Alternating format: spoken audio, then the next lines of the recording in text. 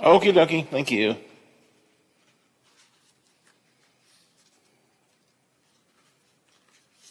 Critical investments in the infrastructure that makes America and Ohio great. Here's Senator Portman on C-SPAN. Because it is landmark and needed legislation in fixing our nation's roads, bridges, railroads, our ports, our waterways, our electrical grid, our broadband network.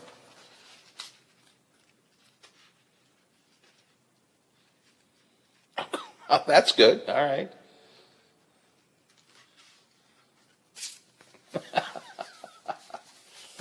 All right. Well, that's progress. Hey, I'll take anything. InvestInUs.com, paid for by Citizens for Responsible Energy Solutions. Save big money with 11% off everything now at Menards, your home improvement store. The 6-inch new construction recessed housing makes installing recessed lights safe and simple. It features airtight construction with built-in push-in connectors for easy wiring. All Lithonia lighting, utility, recessed housings, and trims are 11% off now at Menards. Good through August 21st. Savings are mail-in rebates. Some exclusions apply. See store for details. Save big money at Menards. Who wants craft beer? Saturday, August 21st, the Mountaineer Brewfest is back at Wheeling Heritage Port, showcasing craft beers from West Virginia's finest brewers. With great food, live entertainment, and many more craft beer selections in our beer garden, it's a wild and wonderful time, and you don't want to miss out. Proceeds benefit a Special Wish Foundation. Get your tickets now at MountaineerBrewFest.com. Brought to you by Wheeling Island Hotel, Casino, Racetrack, and the UPS Store. From the Watchdog, here is your local weather forecast for your Thursday. A chance of isolated showers in the morning, with scattered showers possible in the afternoon, otherwise mostly cloudy with a high of 80. Tonight, a chance of showers and storms, low of 67. And for your Friday, expect partly cloudy skies with a chance of showers and storms in the afternoon, and a high of 83. And that's your local weather forecast from the Watchdog. The views and opinions expressed on the following program are not necessarily those of this station or its sponsors. Hello, friends. Do you know what today is? Spudtacular Day. It's National Potato Day. Potato. Potato. How many different ways? Would you prepare it? Mashed potatoes. Potato salad. Potato salad. You say potato? You say potato, I say potato. We're a nation that truly loves our potatoes. 1 potato, 2 potatoes. Today is National Potato Day. It's showtime.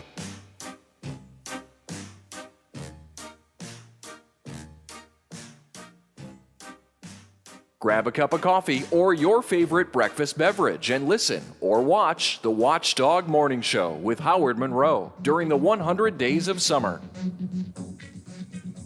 Did they say potato soup, Biffy? Potato soup sounds good to me today. Nice. It's kind of a dark and dreary day. Soup would be good. Potato soup. I like potato soup. Are you a potato soup kind of guy? Yes, I do. And rainy days like this, soup is good. Yeah, this would be a good potato soup kind of day. Since today is National Potato Day. What did that guy say? It's a spudtacular day. God help us. Yeah. Who comes up with these things? Someone with too much time on their hands. Temperature hasn't budged much throughout the morning this morning. We're still roaming around where we started out at. It's 70 degrees at the Wheeling, Ohio County Airport, 73 here at my home studios in the Elm Grove section of Wheeling, 72 at the Robinson Auto Group Studios downtown Wheeling. In the heart of the Ohio Valley, still some light fog floating around. Let me repeat that. Some light fog, some heavier fog, depending on where you are in the valley, but there is fog outside my studios right now. And as you heard Storm Tracker Biff say a minute ago, should I start calling you the Storm Tracker Biff? Just on occasion. Okay. Storm Tracker Biff just told us it's going to be a cloudy and dreary day today. Going to be warm and muggy. Right around 80 for the predicted high. We will probably see some scattered showers on and off today. Nothing like we had yesterday, but we will see some rain throughout the day today. Where have we been and where are we going? Well, at a stop in Wheeling, Senator Manchin gave a full-throated vote of support for the coal industry. Not surprising he supported coal, but really pretty pretty strong support of coal yesterday when he was here in Ohio County. We will talk about that. Governor Justice planning more fun and games with Baby Dog to encourage young folks to get the jab. No details yet. We'll get that apparently tomorrow. I'm curious what he thinks is going to attract young people now, since the first Baby Dog contest didn't do it. A group of parents in Cabell County feels the state needs to, if not issue mask mandates or other requirements for schools, at least give more consistent guidance to schools. We talked to their attorney, Sam Petzock, earlier this morning. President Biden says no matter what the timetable, chaos was going to happen whenever you pull out of Afghanistan. We had to do it sometime. We were talking about his interview with George Stephanopoulos yesterday. Plus, Labor Day travel, the fight for the title of Toy King, and binge drinking. I'll get to some of those stories in the second half hour of this show. It's 9:13. If you have listened to me in the last few weeks in particular, but honestly over the years, one thing I've talked about, now it makes personal sense because, well, now I am old, but even before I was an old guy, I often said that one part of Harry Ham's, the former newspaper editor's, Wheeling 2000 plan. Harry Ham sat in front of his old-fashioned typewriter and typed out the Wheeling 2000 plan well before 2000, and suggested some things the city could do to move itself forward. And many of those things have already been done, the use of the port, the creation of the Artisan Center, and many other things. The one area that did not get a lot of attention has been Harry's suggestion that Wheeling could be a retirement community, that there are a lot of things here in this city that attract active but retired seniors. And I've often felt that it's something that is missing in our development efforts. Yes, you can't live with just old folks coming here. You need to attract young people too. I'm not suggesting it's either or, but I do think that we can find a way to attract and to make the place already is, I think, attractive to older folks. And I've been wanting to talk about that. Jamie Crow is with Elmhurst, which is just unbelievably gorgeous building you see right coming off Washington Avenue.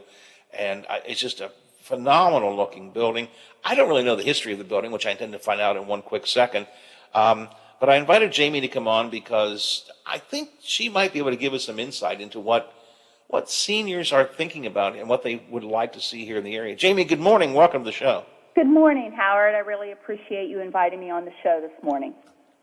Listen, I want to kind of take this into a broader direction, but I want to start just by talking about Elmhurst. Give me a little background, a little history of Elmhurst. What was that building? It's a beautiful facility now, beautiful building now. And what is Elmhurst today?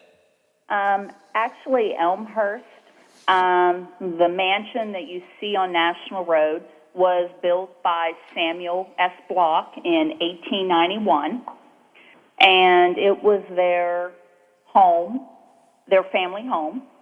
In 1940, the Samuel S. Block sons gifted the Home for Aged Women their building.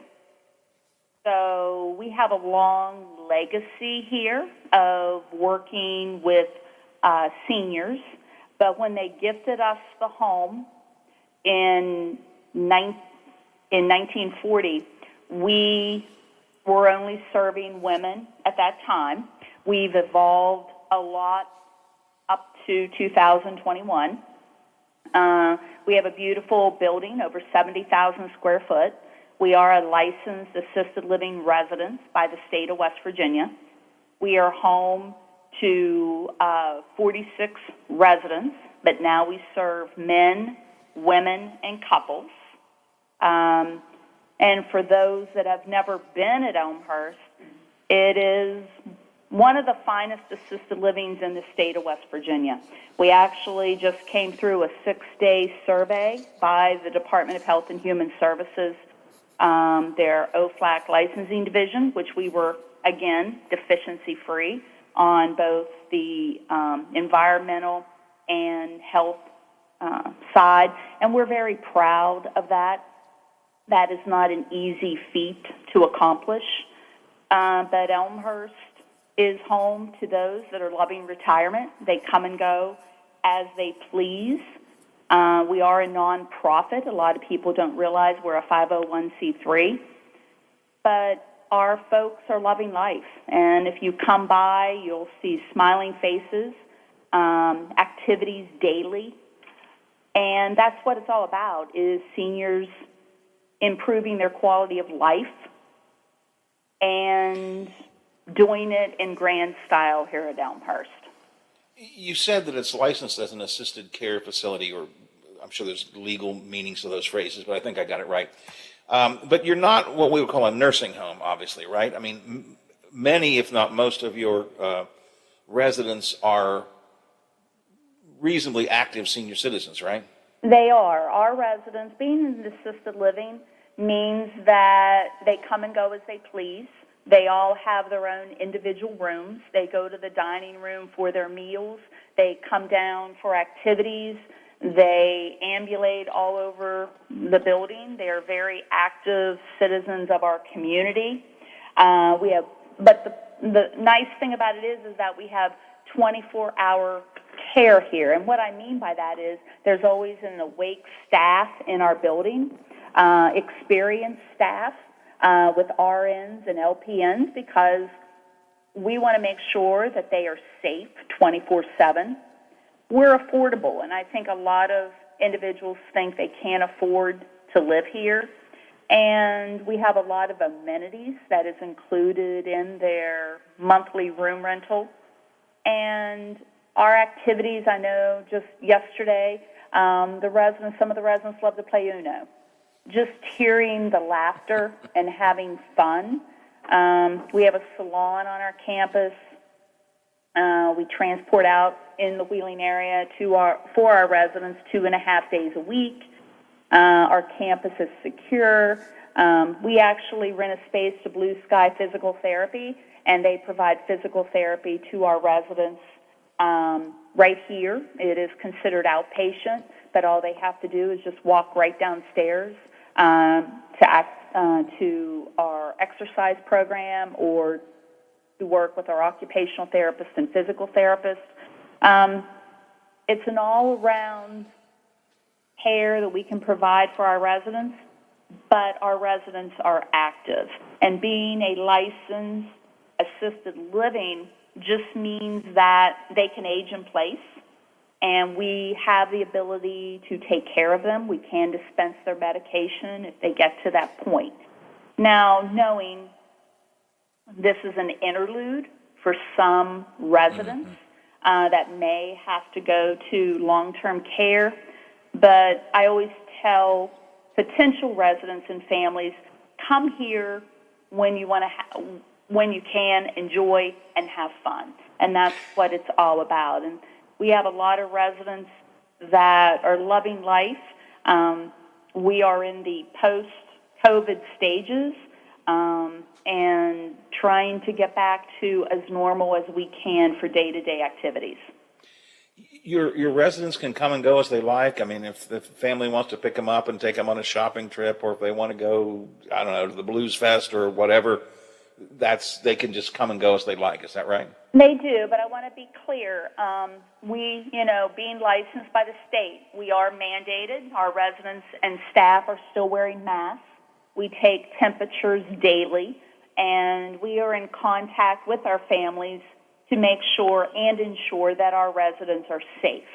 So we still are asking families, wherever they go, to please have that resident, please wear their mask, please social distance, please wash your hands, but because we just want to keep everybody safe as we navigate. I'll put an asterisk by my comments there. I'm really talking about in a non-pandemic time. You can. The residents can come and go. Yes, sir. Yeah, as they choose. So, Jamie, we're talking to Jamie Crow from Elmhurst here. By the way, that facility just looks. I think I would just like to come and live there, if you don't mind. I guess my wife would be upset if I left her, but it just looks like such a wonderful campus to be on. There's something that makes you feel, I don't know, happy, and I mean, just when I look at it, it's got a bright and airy, and looks like a really great place. Well, and I don't say this because I spend a lot of time here, but it is home. It is, you feel that comfortability. I've been here almost 15 years, and we are just, it is like, I know folks are leaving their home to come to Elmhurst, but they're leaving home to come to home, if that makes sense. We try to be as comfortable to our residents as we can. They bring their own things when they move in. I think bringing their things to when they move into their new room, that gives them their memories of home. But it's a beautiful place, and for folks that have never been here, they're missing out. We have a Facebook page that folks can go and see all of our smiling faces. We have a virtual tour on Facebook. But it is a beautiful place, and Wheeling should be very blessed that we have a facility like Elmhurst that is right here in West Virginia. And when the state surveyor left yesterday, she said, honestly, she's traveled the state. We are the best assisted living in West Virginia. So, Jamie, 15 years there, you've seen a lot of residents. You talk to these people all the time, and other seniors, I'm sure, as well, who are thinking about coming and what have you. What can we as a community learn about how we should be thinking about, and again, I'm talking about, I use the phrase active seniors. That might not be a good phrase, but I'm not talking about those who need nursing home care, but the kind of folks that you have there. What have you learned that we can learn from you and from your residents about what's needed here in the Upper Ohio Valley to satisfy this kind of senior citizen? One, our residents have a voice. I don't want them to be forgotten. They are very vocal as far as what they are seeing the city doing. We would like to have speakers come in and speak to our residents. They've seen a lot. They've been through a lot. One of my oldest residents is going to be 102 in October. And you think about how much she has seen through her years. And our residents, like I said, have a voice. They're not forgotten. They don't want to be forgotten. And they just, their history is very important. Some of them are lifelong residents of Wheeling, and reaching out to them and getting their input, like Harry Ham's comprehensive plan from years ago, is very important. And sometimes I think the seniors that live on National Road are forgotten. And I think it's very important that we don't forget those folks. Sometimes I call National Road Senior Row. Between all the independent livings, there's an assisted living also as well as us on Washington Avenue. But we, don't forget us out here. Our seniors have a voice. Well, I think that the senior row, that you call it, is actually a really good thing for us to focus on. It seems to me, for example, that while there's a huge amount of housing construction going on in other parts of the city for young folks, middle-class folks, some for low income, some for standard income. I'm trying to think of the phrase they use, but market rate housing. There has been a real growth, and you see it specifically out there on National Road with the Weldy Apartments, Georgetown, other places. Not just institutional places like Elmhurst, but just independent living places. I think there are a lot of folks here in this area who are aging out of wanting to be, quote, homeowners and cutting the grass and all that kind of stuff, but still want to be independent and on their own. I think that's why we're seeing a growth of some of those places. Well, that's exactly right, and that's why we actually built an additional wing here at Elmhurst and opened in 2009, because our board heard the community as far as what seniors wanted. They want to be able to come in but not have to worry about cutting grass, going to the grocery store to cook meals, snow removal, not have to worry about those kinds of things. And our residents, exactly, that's why they're enjoying life. They can come and go as they please, and they don't have to worry about if their toilet breaks or if they need to have their grass cut or snow removal or anything like that. So retirement is a time that you're supposed to enjoy life and not have to worry about all those things.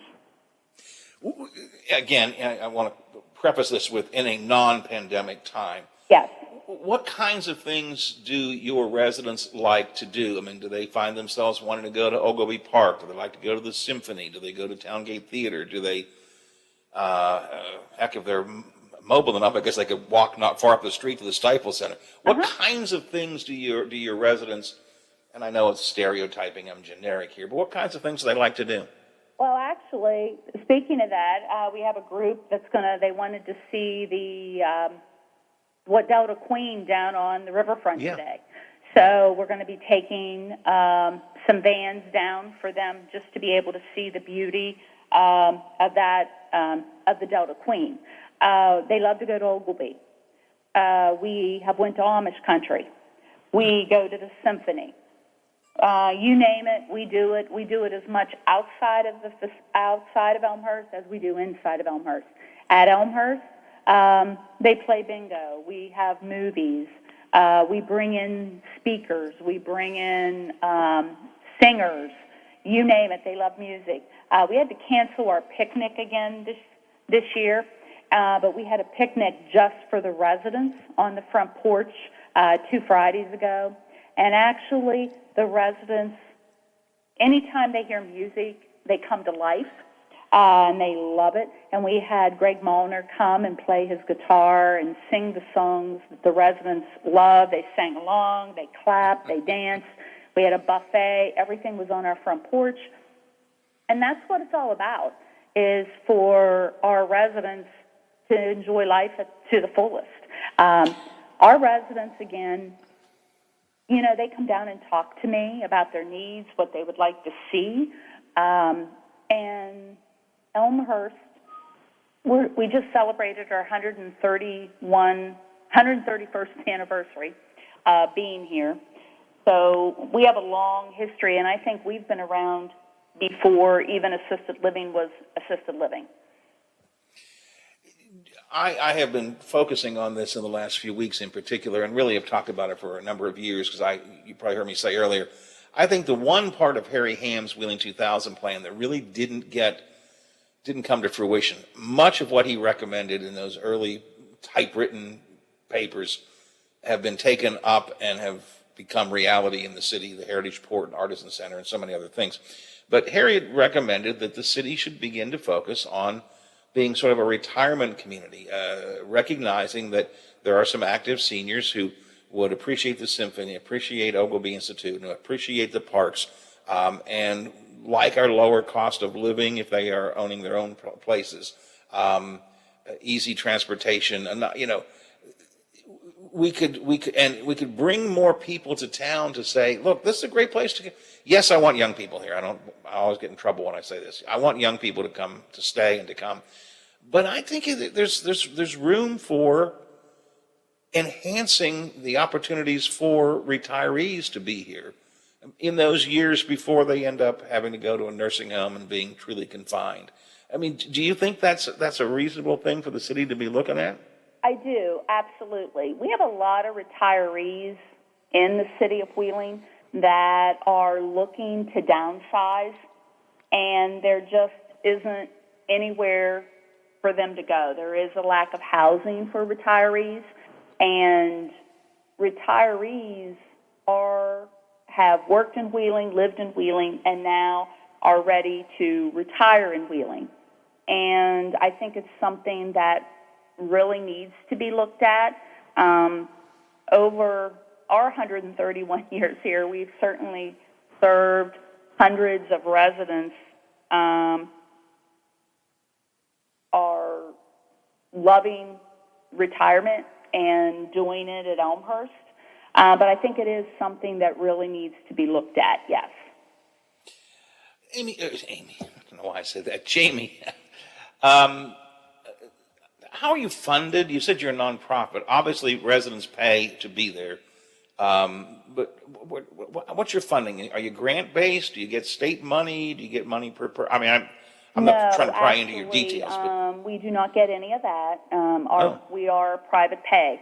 So our major source of funding is from the revenue from our residents paying their monthly room rental. Now, it's a big facility, and you've done a lot of work to it. You said earlier it's not that it is affordable for many people. That would raise my eyebrows and say, wait a minute, how can you afford this with 46 residents to do all the stuff that you're doing? Well, we have a wonderful board of directors that have been very fiscally sound and responsible with the monies that we've gotten over the years. We do have an endowment, but we do have and have tried to do, actually our fundraiser had to be canceled over the last couple years, although we're doing a virtual 5K walk run this year through September. But we are fiscally sound. The board they meet monthly other than July and December, and we do an annual appeal that helps. But it is difficult being a 501c3, but again, the board is fiscally responsible. They monitor all of our income, expenses, but it is. I mean, we are a nonprofit, so it is hard. Since I assume many of your residents really don't require care, I would assume it's not something insurance pays for, right? No, but some of our residents do qualify for aid and attendance through the Veterans Administration if their husband or if they were veterans, that if they go through that application process, they can apply for that, and if they are approved, those monies can go towards their room rates on a monthly basis. Quickly, I have to run, but tell me what a room is like. Is it just a spare room with a TV and a folding chair? I mean, tell me about the rooms. The rooms are all very different. We have regular large rooms, 1 and 2 bedroom suites. The rooms in the mansion they're beautiful. They're the only ones that are like that in the building. But all of our rooms have, of course, they can set up with their beds, whether it's a twin, full, or a queen. They bring their favorite chair. They have their TVs. It's just, they can set it up just like home. But we have a multitude of different rooms. No room is the same. We've been said to be kind of like the Greenbrier in that how the rooms are all different. Somebody may live in one room, but the next person that lives in the same room may be below them or above them. It's different wallpaper, it's different paint, it's different carpeting. So Elmhurst is very unique in that, and our staff is absolutely phenomenal. And I couldn't do it, and we couldn't do it without our staff, whether it's the cooking, the housekeeping, the maintenance, our nursing department. We all work as a well-oiled machine, and we do it because we love the residents and we want them to have the best possible care possible. Well, listen, I hope that when you're comparing yourself to the Greenbrier, I hope your nightly rates aren't quite as high as the Greenbrier's rack rates are. We are not. No. Just wanted to make sure of that. Jamie, I appreciate your time this morning. I have to move on, but I'm going to keep on talking on the air about some of this need to focus more on seniors, on retirees. Again, I am a senior now, but once upon a time I wasn't, and I always felt this was an area the city of Wheeling could benefit from being more cognizant of, talk about more housing that would be helpful to the active seniors and so on. And I know that Elmhurst is a really good example of how that can work. So I appreciate your time today. Thanks very much. Thank you, Howard. I really appreciate it. All right. Talk to you soon. Thanks a lot. Bye-bye. Jamie Crow is the director at Elmhurst. You see Elmhurst on National Road right before you turn on Washington Avenue, kind of right next to Christ Methodist Church there. Beautiful facility. But I wanted to use her as the spin-off on this conversation about we need to find more ways to make life good for retirees, seniors who are still active. Now, we also have significant nursing home facilities, long-term care facilities like WVU Medicines and other places. But this is for active folks who are still not ready to, and I think that's where, I think that's the niche that we miss. The retirees who are still wanting to be active and do things, maybe sometimes need a little extra care, but who don't want, I mean, I know personally a lot of folks who've sold their house and gone to the wealthy apartments or the Georgetown places. It's kind of downsizing. They don't have to do maintenance, don't have to cut the grass. It's just a lot easier for them in retirement. And I just think if we focus on this as part, not the whole thing, as part of our economic development efforts, as our population development efforts here in the city, there would be some value to that. We have an awful lot of housing going up. And people say, oh, there's too many housing. No, listen, all the housing that goes up is filled. And we've got low to moderate income housing. We have market rate housing. You've got the Bory lofts and the Stone lofts, and you've got a couple of new buildings, new apartment complexes going up on Market Street, right around where the Bridge Bar is, the Bridge Tavern is. You've got, of course, the Wheeling Pit building, which is going to be apartments.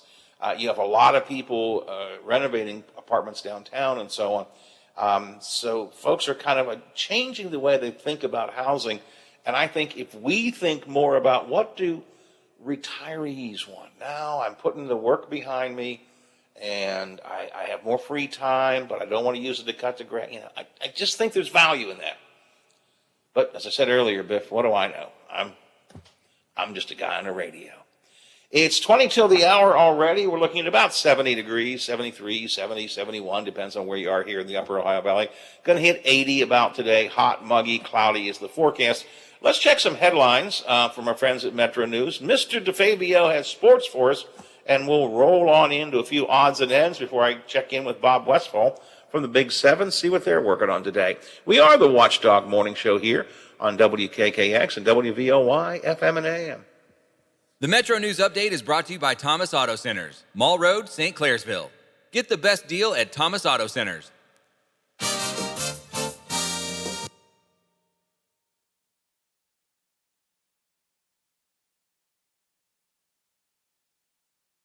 Tuesday night, just after.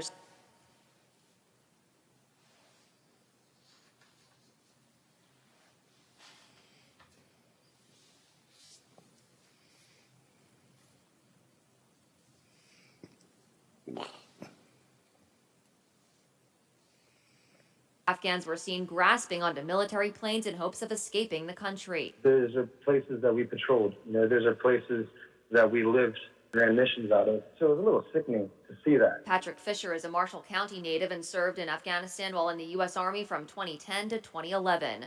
A COVID-19 booster shot will be made available beginning on September 20th for all Americans vaccinated with Pfizer or Moderna. Governor Jim Justice acknowledged the Wednesday announcement from the Biden administration, but he says it was long overdue. We appreciate that they're going to get this started on September the 20th. But for God's sakes of living, we absolutely don't need to continue to wait until September the 20th. Justice says he plans on announcing a new initiative tomorrow aimed at getting more young people vaccinated. Cabell County School Board members meet this afternoon to discuss updating its COVID-19 policy to require all students and staff to wear masks in the classroom. Kanawha County announced everyone in their school system will need to mask up beginning tomorrow. You're listening to Metro News, the voice of West Virginia. State Fair CEO Kelly Collins says a unique part about coming to the fair every year in Greenbrier County is the food. I think that food is probably one of the most popular things here on the fairgrounds. We have a new fair food contest. This is the third time that we've done it, so there's some unique foods that people can try and vote on their favorite. I know there's a pickled pizza. The fair runs through Saturday. Food vendors spoke to Metro News about their excitement being back this year after last year's event was canceled due to the pandemic. From the Metro News Anchor Desk, I'm Carrie Hudasek. In Los Angeles, the Dodgers shut out the Pirates 9-0, sweep the three-game series. LA's Max Muncy, a candidate for most valuable player, led the way with 2 home runs and 5 RBIs. Not a good start. What else is new for J.T. Brubaker? He took the loss. He is 4-13. He gave up 3 home runs in 4 innings of work. Total number of home runs I giving up this year.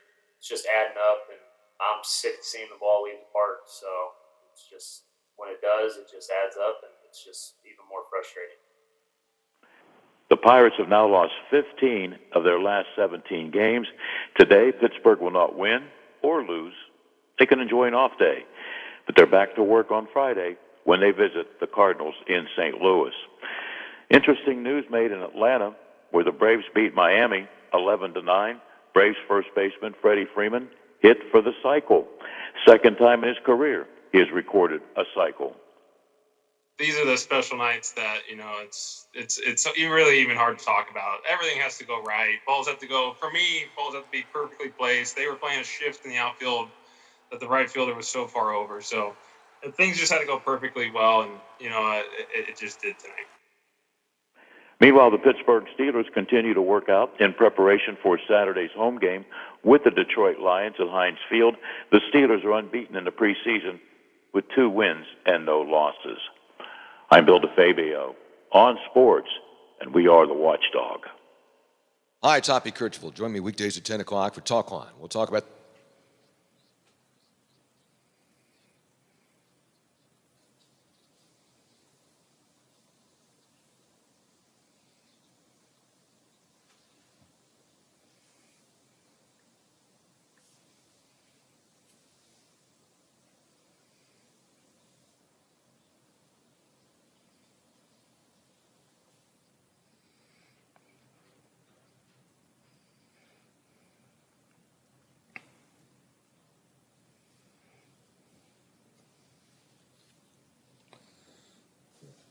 .com. Introducing our new redesigned 7 News app. Our new app features a sleek, modern design, an easy-to-navigate home screen with quick access to local news content, and a localized weather forecast. Subscribing to notifications is easier, and with one tap, you have access to recent push notifications. There are more ways to watch and find video. To get the new WTRF 7 News app, just update the latest version or download the WTRF 7 News app in your Apple or Google Play Store by searching WTRF. Toyota's national sales event is happening now with savings and reliability you can count on. So check out an adventure-ready gas model RAV4 or a spacious Highlander that seats up to 8, both with up to $750 cash back, or an all-wheel drive Venza hybrid, now with $1,000 cash back. Visit buyatoyota.com for more great deals. You can take cash back or apply toward down payment. Offers may vary for hybrid models. See your dealer for details. Offers end September 7th. Toyota, let's go places. Are you or your loved ones facing a serious legal battle? The law office of Paul Harris wants you to know you aren't alone. Do you need someone that's not afraid to go to trial and fight for your rights? Attorney Paul Harris and his team are willing to go where most firms are not. The courtroom. With a successful track record in civil litigation, criminal defense, including tax issues and healthcare fraud, Harris Law Office will fight for their clients by offering the most aggressive representation in and out of court. Call Paul Harris at Harris Law Office for a free consultation. 304-232-5300. This guy knows so much about sports. They based the Sports Almanac from Back to the Future off of his dream journal. He's Bill DeFabio, weekdays noon to 2 on the Valley's only network dedicated to live and local talk radio, The Watchdog. Dominating both AM and FM, The Watchdog is AM 1600 and 1370, FM 98.1 and 97.7. We are The Watchdog.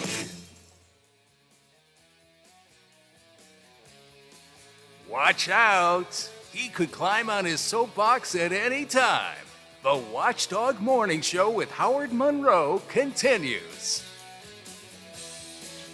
You are welcome to text me at 304-214-1600, 304-214-1600. You can also call at 304-232-8255. Coming up shortly, we'll be checking in with Bob Westphal and the team from WTRF TV to see what they are working on today and what you can be expecting to see on the newscast throughout the day today and what you can expect to read at WTRF.com.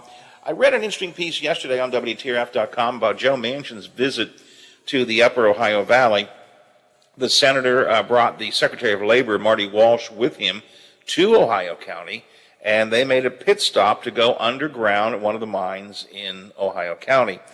And when they came out, Senator Manchin's comments, as reported by Channel 7, were very pro-coal. Now, that's not surprising. The senator's always been pro-coal, and I think if you're in West Virginia, you have to recognize that coal is still a critical part of what we have. I believe we also have to recognize it is a declining part of what we have. I believe we also have to be more concerned about looking into the future as opposed to shoring up the past. But I certainly would agree that coal is important. So Senator Manchin supporting coal, not surprising to me, although I have to say, I thought he was particularly strong, full-throated in his support of coal yesterday. Some of the quotes from Senator Manchin, at least as reported by WTRF TV, the coal mining industry is going to be saved, has to be saved, because the country cannot operate without it. Okay, that's probably true short term. Long term, the country is going to operate without it. I don't want to get rid of coal. I want to acknowledge the time now is for a complete transition away from coal. The Labor Secretary, Marty Walsh, said, "My job is to make sure in some way, shape, or form I represent the workers of this mine by making sure they go to work every day, earn a living, go home at night with their family, and that's something we can do at the Department of Labor." Now, the truth of the matter is, as time goes by, I don't mean tomorrow or next week or even next year, but as time goes by, coal jobs are going to diminish. Coal use is going to diminish. It's not going to vanish. It's not going to go away right away, but it's going to diminish.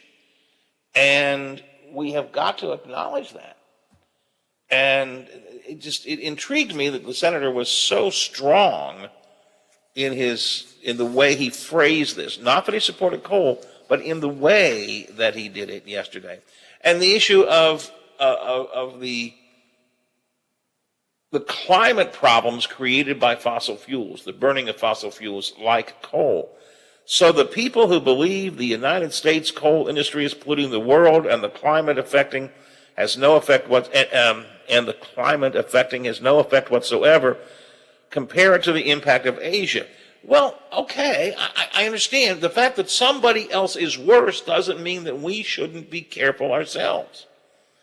If you want to help clean up the climate, Senator Manchin said, you're going to have to find the technology through innovation to be able to capture the carbon and utilize it. You know, I used to believe that. I used to buy that. I used to talk about carbon capture. I used to use that phrase, clean coal technology. I've come to realize there is no such thing. I mean, you can make cleaner coal, cleaner burning coal, but there is no clean coal, and there is no way to avoid it from being a climate polluter. And we have wind and solar coming online, and they're no longer just pipe dreams. They're no longer just things out there in no man's land that just nobody with the Looney Tune, left coast believes in. They are making significant inroads. So it's not my intent to criticize Senator Manchin here.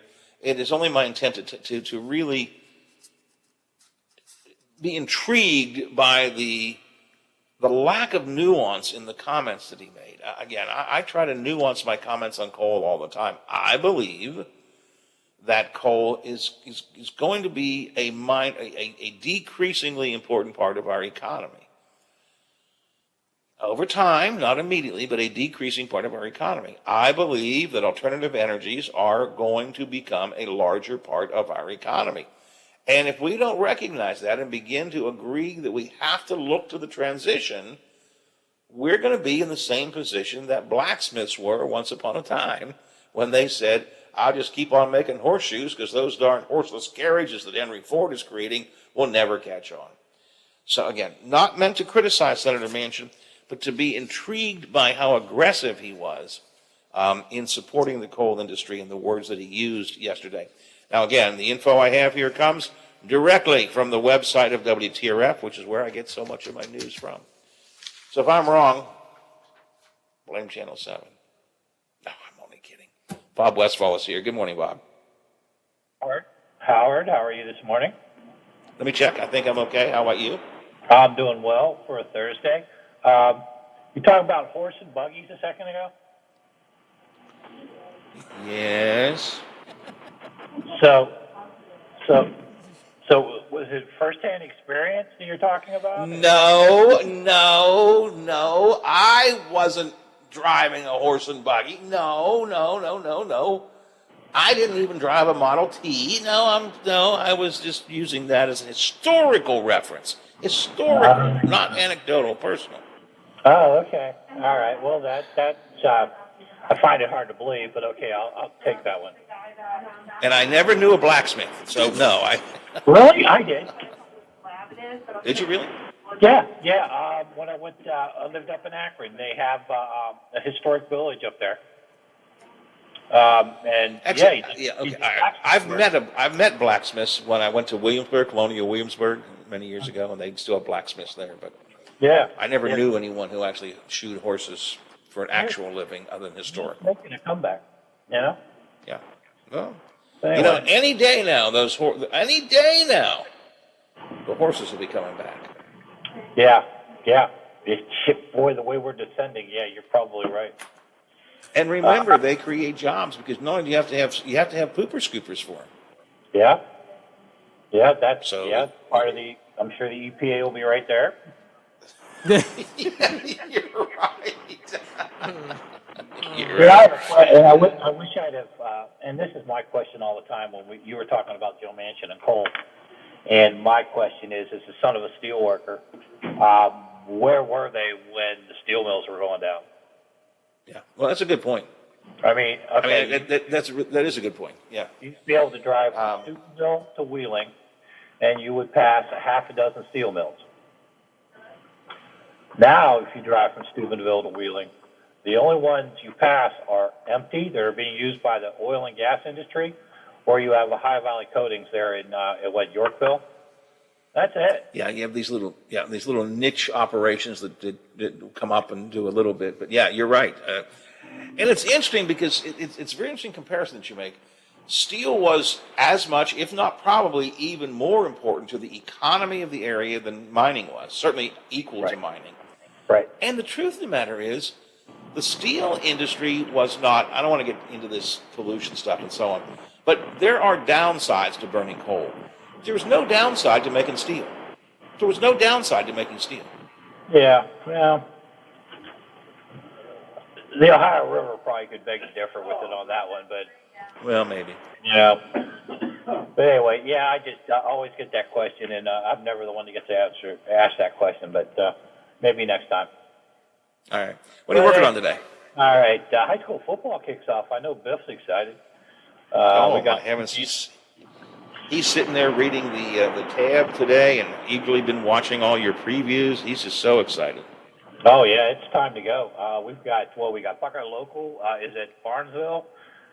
We got Shenandoah is out in Newcomerstown. Bel Air Big Reds are playing the River Pilots. I think Claymont's in Harrison Central, too. So we got football. High school football's back. So we will be there. Scott Nolde, Chip Reed, our whole crew. I know Danny Mares will be out. So we'll have all those highlights tonight, 10 and 11. So high school football's back, y'all. The king is risen. Let me ask you this. Now that he's a Hall of Famer, does Nolte say, I don't have to go out on the road anymore? I'm a Hall of Famer. I think I'll just stay here and supervise things. Scott said that before he was a Hall of Famer. Don't worry about that. Okay. I believe that. Honestly, Scotty's always the first one out. So you can't. I mean, of all the Hall of Famers, and then not sliding anyone because I've never worked with them, Scott's A1. He'd be the first ones out of the building. So seriously, I know that. Yeah. So anyway, yeah, we're going to be out live. High school football, we will be out and about. And then tomorrow night, the full slate kicks off. And I think next week, West Virginia gets into the act. So the king is back. So high school football, get ready for it. We've got that.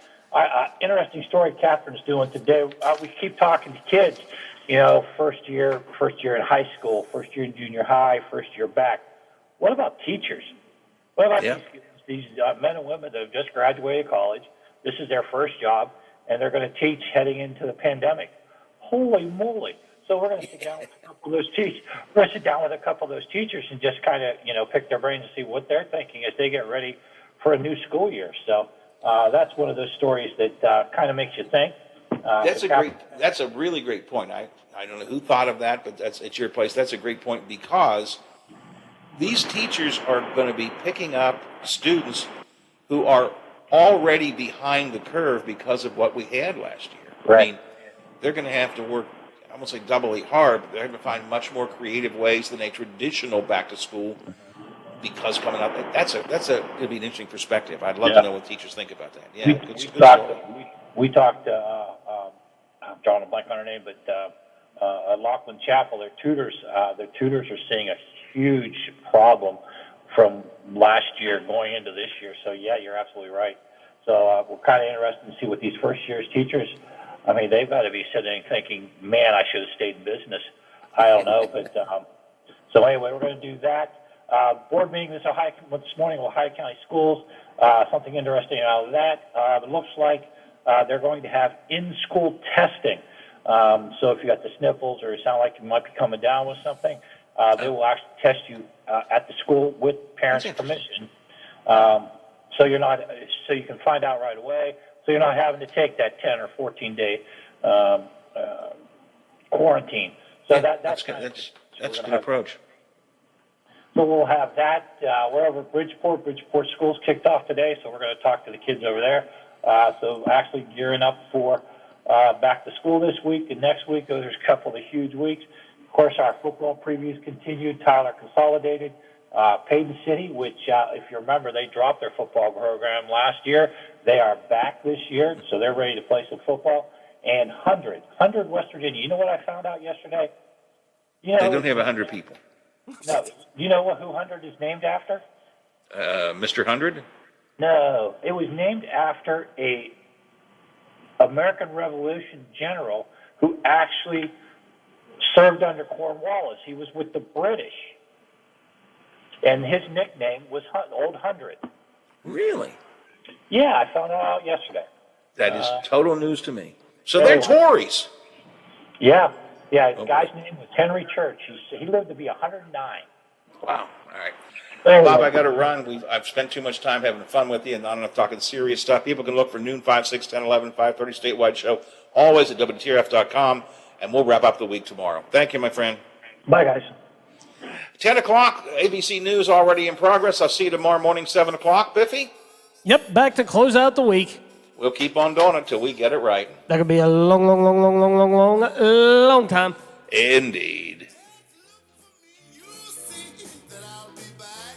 The Watchdog is FM 98.1, AM 1600 WKKX Wheeling, FM 97.7, AM 1370 WVLY Moundsville. The ABC News is brought to you by Thomas Auto Centers, Mall Road, St. Clairsville. Get the best deal at Thomas Auto Centers. Is destroying more than I always enjoy it when we get to sort of BS with him, and I like that. I think that's better than just getting straight to the news, but timing sometimes gets screwed up when I do that. So, but it worked out all right. Well, hopefully the show tape today, or recorded. I guess we don't tape anymore. Recorded, audio recorded, digitally recorded. And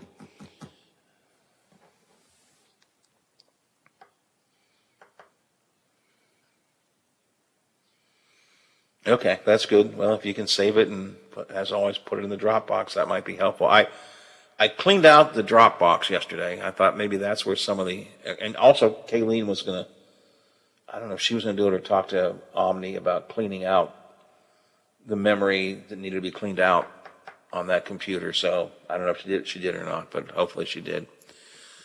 So maybe that was it. Maybe just we're using too much memory. I don't know. Or maybe it won't save when you go to and we'll still be verstrunkt. So we'll find out. Yep. Everything else okay? All right. I will be around the house all day, so if you need me, give me a call. Otherwise, I will talk to you tomorrow. McCabe is not with us tomorrow. He's in Utah. However, I do have another 9:10 guest. It's not exactly a Radio Row, but it's a doctor out of Columbus. It probably won't be a full half hour, but it won't be we don't have to work on 10 minutes either. So I do have somebody else at 9 o'clock, and I think that's all I've got right now. I'll probably pull somebody else, get them in there, so at least 2 guests tomorrow. Well, again, it's not, there's no requirement. It's just, it was sort of an overall solicitation from Nationwide Hospital, I guess it was. So, yeah. All right, I'll put something else together as well. We'll find out what else is happening. But I know McCabe is in Utah, so he will not be with us tomorrow. All right, have a good day. If you need me for anything, give me a call. I'll be around. Otherwise, I'll talk to you in the morning. All right, thanks a lot. Appreciate it. Bye. $1 in fines because of it. Among the new fines from the FAA, $45,000 against a passenger on a JetBlue flight last May who put his head up a flight attendant's skirt and threw luggage around the cabin. $42,000 against another JetBlue passenger after refusing to wear a mask, and then his behavior devolved from there. $32,000 against a Southwest passenger for assaulting fellow passengers. $30,000 against a Frontier Airlines passenger for trying to break into the cockpit in March. And the list of fines goes on and on. Alex.